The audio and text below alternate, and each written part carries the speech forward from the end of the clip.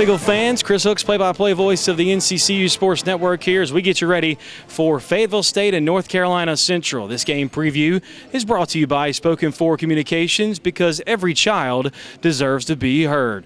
Again, we're here with head coach Henry Frazier III as we get you ready for the 33rd matchup between North Carolina Central and Fayetteville State. Coach, we've had all the build-up. You've gone through all the practices. Now's the time to get this thing rolling. Your second season here at NCCU. You're right. We're extremely anxious to get out here to go against another opponent, to get out and showcase all the hard work that we've been doing since the last game of the season last year. So I know my team is ready to play. The coaches are anxious to get after it, and we're looking forward to a packed house on Saturday night at O'Kelly Riddick Stadium, and we're looking forward to getting off to a good start this year. We hope that certainly is the case here against Fayetteville State, a team who's picked fourth in the Southern Division of the CIAA. That means nothing come game one of the season. What kind of challenges do you see from them? I'll tell you, Coach Phillips, Kenny Phillips, the head coach, I've known him for quite a few years and have a tremendous amount of respect for him. I think he does an excellent job with his football team, and just looking at some of the players they have returning and watching them on film, that little number one is an exciting guy. We got to know where he is at all time, and their quarterback. He does some really good things out there. We got to try to keep him in the pocket. And those two outside linebackers coming off the edge, they flying around, they making plays. So, Fayetteville State has always been an aggressive football team, and they've always gotten transfers. And the city of Fayetteville itself, after being in North Carolina for 2 years, there's a tremendous amount of talent in that city as it relates to high school football. And probably half of those really good guys end up at Fayetteville State. So now I know why Fayetteville State was always good when I was at Bowie State, because of the city of Fayetteville. Matt Goggins earned the starting job in this ball game. What did he do to win it?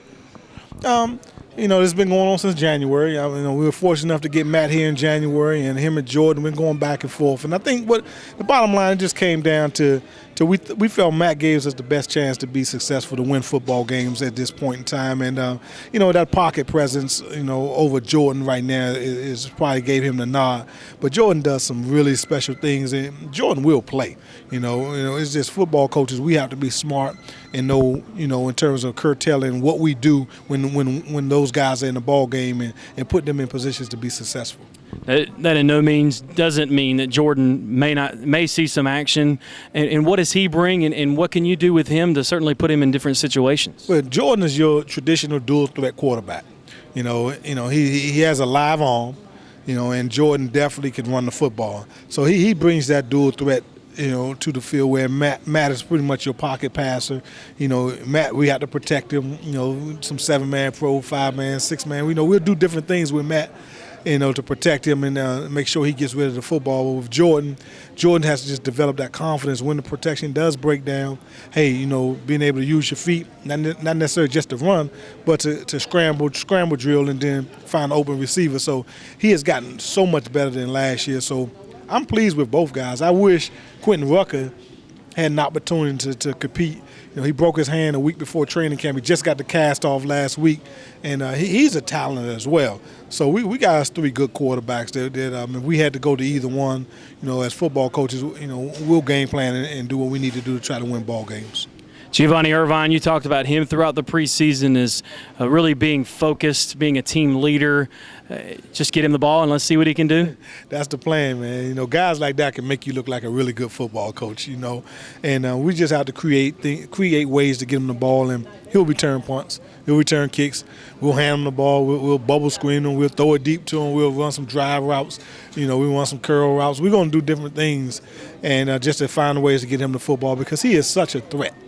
He literally can score anywhere from the field, and he has dedicated himself to physically be able to handle that type of attention. So I'm excited to see how he goes. I know Gio, he gets emotional.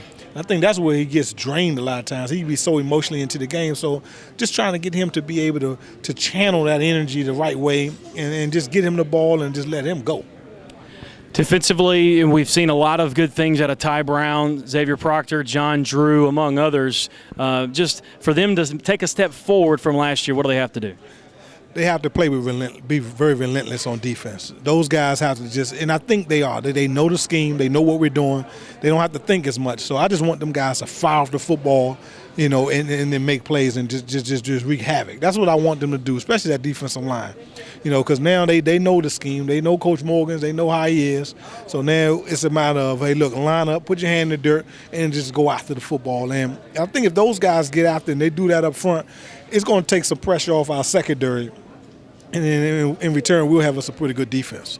Coach, again, I don't mean to bring up a sore subject. You have yet to win at O'Kelly-Riddick Stadium. You can tell by your team and your demeanor that you're dying to get that first win here at home in front of the home faithful. I am. And like I said, last year, you know, 2-9, it was bad for us. But to go 0-5 at home, I think that was worse for me than being 2-9. So, you know, you want to create that home field advantage. You want to get your fans excited.